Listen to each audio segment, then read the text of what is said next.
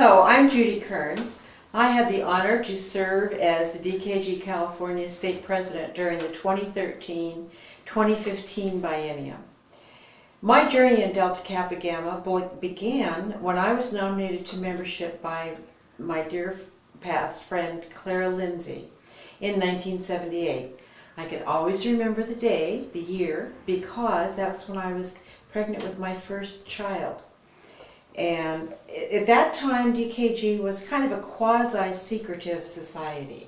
I remember asking Clara if I could come to a meeting just to kind of see what it was about. I had heard about the organization and knew that it was a privilege to be asked, but I wanted to see for myself, and she said, "Oh no dear, we can't do that." So, okay, and being a person who was taught to respect my superiors, I did what Clara told me. But I was initiated, and I was initiated into Alpha Upsilon chapter in Area 13, which is in Southern California. At that time, I worked for the Arcadia Unified School District, and my husband and I lived in Glendora, but my chapter was mainly a Pasadena chapter at that time. So we kind of covered the base of the San Gabriel Mountains. I went on to have 2 more children. And so when I hear people say, well, I can't join because I'm too busy with my children, I don't take that as an excuse. I must admit, at first my involvement in the chapter was, I had to limit it to maybe 1 or 2 meetings a year, because that's all I could do, because I did stay home with my children at the time. I left teaching for that period of time. But those 1 or 2 meetings a year were so stimulating to me personally. I made a whole new cadre of friends, women with whom I did not work, but from whom I learned so much. So I did keep going to those 1 or 2 meetings a year until I could eventually evolve into doing more. I was president of my chapter in the 1986-1988 biennium. And I remember that was my first California convention. Mary Buckley was president at the time. And I just can't begin to tell you how I admired that woman and all the other women that I met. And I thought, I belong to this organization. It was such a humbling experience to realize that I was considered to be a key woman educator with these outstanding individuals. When I became president, my chapter was in a little bit of trouble, and Clara, the lady who had nominated me, looked at me at a meeting, and she shook her finger at me and she said, "Don't you let this chapter fold." And I, "Yes, ma'am." So I enlisted the help of my area director, who at that time was Phyllis Howard, and Phyllis led me to the state leaders. Dory Beaumont and Marjorie Chesney helped me to revitalize and reinvent the chapter. They were tremendous influences on us and helped me to realize the value of the committee system and making committees in our chapters viable and worthwhile. In other words, getting everybody involved. And that's a lesson that I've carried with me throughout my career in Delta Kappa Gamma. When I became then involved, went to the convention and saw these wonderful women and I really started to learn that Delta Kappa Gamma was so much more outside of my chapter. You just met people from all over the state, and even though we're in the same profession, we could just learn so much from each other, and it was just a growing experience for me personally and professionally. So going to that first convention really hooked me into the society. I went on in my chapter to hold other offices and have continued to as their newsletter and directory editor and publisher. And my chapter, I will tell you, it continues to be a very viable chapter. We're a vibrant chapter. We've been blessed with endowments from previous members, so we're able to give many grants to teachers and scholarships and grants. So we're a strong chapter, and we believe in the principles of Delta Kappa Gamma. In 1994, my convention was asked to take charge of the hostesses for the Chi-State Convention, Chi-State at that time, Chi-State Convention. And I was told, okay, you're going to do it for the chapter. Okay, so that got me started in conventions. At that time, if you were convention hostess chairman, you were not only in charge of table hostesses, you were in charge of intercession hostesses and all the greeters. So it was a very large job. It has now evolved into 3 different people doing the same job. But again, I saw the larger picture of Delta Kappa Gamma. I met people then from all over Southern California who were assisting on the convention. And in 1998, I was able to be the vice chairman with Ellen Owens as the chairman. Believe me, I learned a lot that year too. As far as the leadership team from 98 into 1999, 2001, I was able to serve as an area director.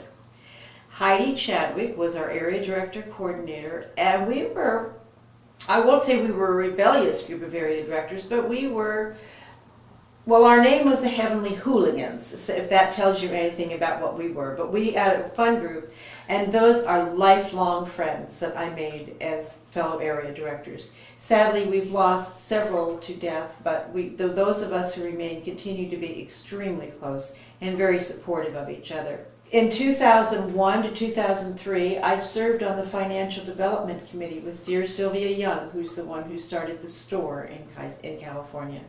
I was able to lead Sylvia to realize that we needed to write down policies and procedures for the committee, and I was able to get them done, recorded electronically, which ultimately she was very grateful for. 2003 to 2005, I served. Heidi Chadwick was going to be the new DKG California president, and she asked me to serve as her parliamentarian. That was a wonderful learning experience. And during that biennium, the convention was being held in Minnesota. It was the 75th anniversary of the society, and states were asked if they would like to put together any kind of a presentation.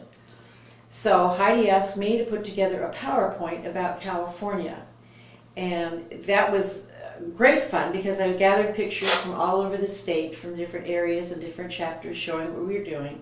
We wrote a dialogue to go along with it, and I presented it at the convention that year in Minneapolis. In 2006, I got another convention-related experience.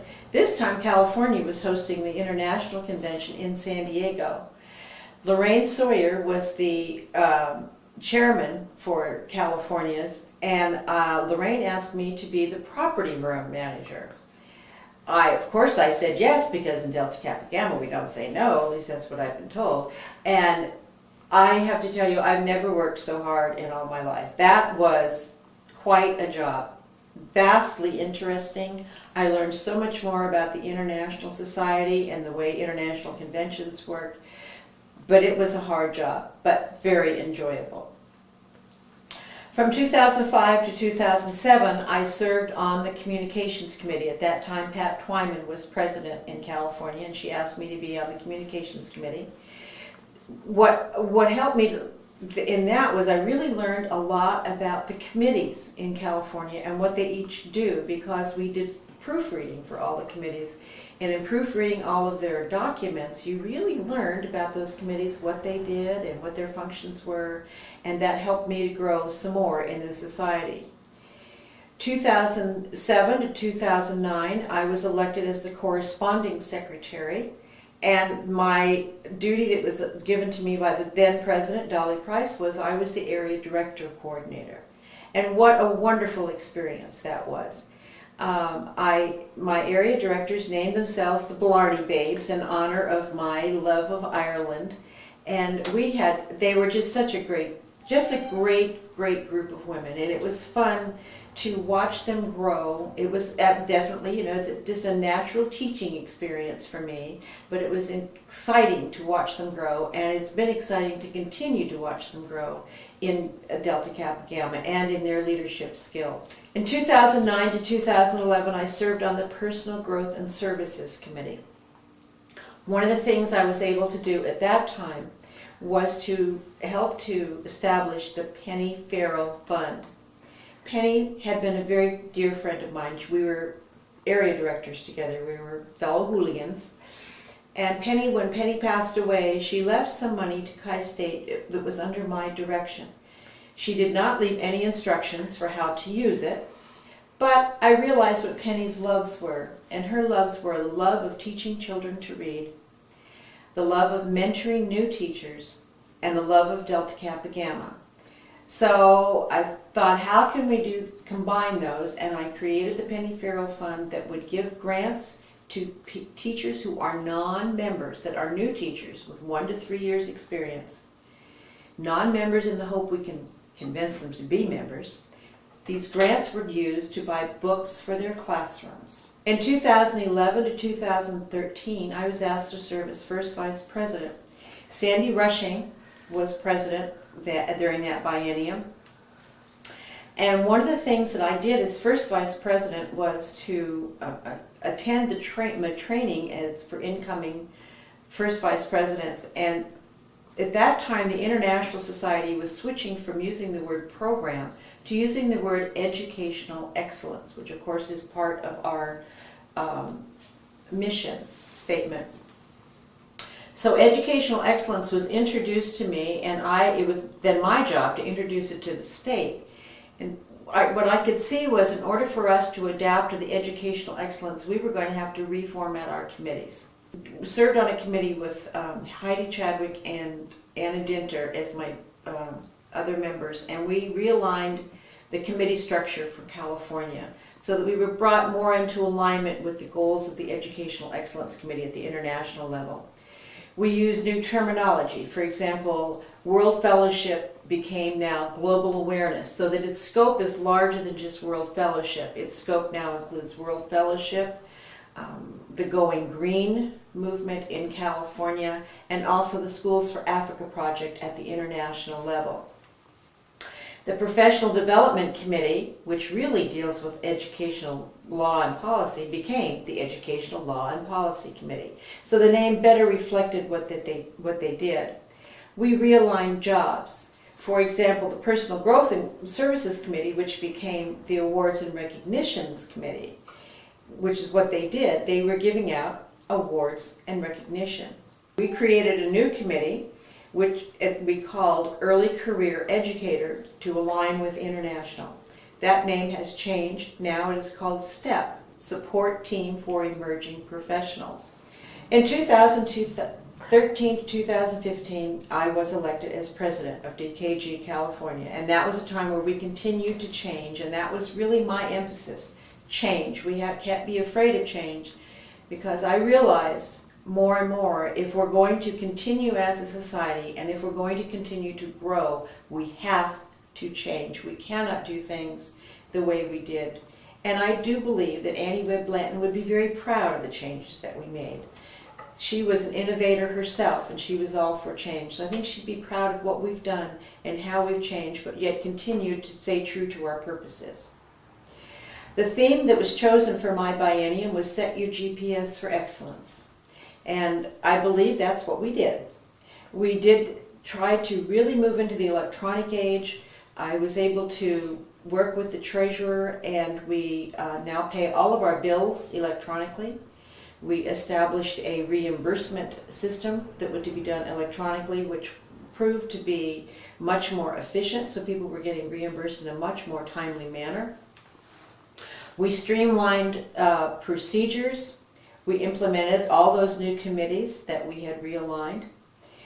During my biennium, we were able to invite a new honorary member to membership. Assemblywoman Joan Buchanan was initiated at the 2014 convention, and she's a lady all for change, and she's a great supporter of education, so it was a perfect fit, and I was delighted to offer membership to her. During my biennium, I enjoyed visiting all the areas and as many chapters as possible.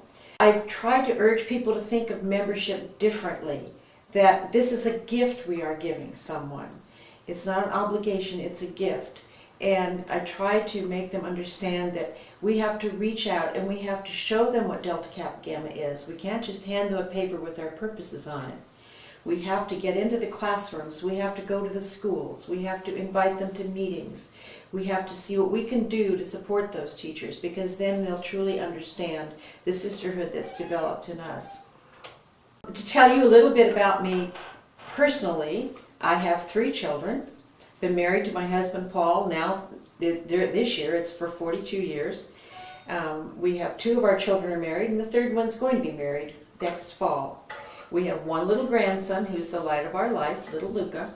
I attended Dominican College, which is now called Dominican University of California. There I received my bachelor's and my teaching credential. My master's is from Azusa Pacific University in Azusa, which is in Southern California.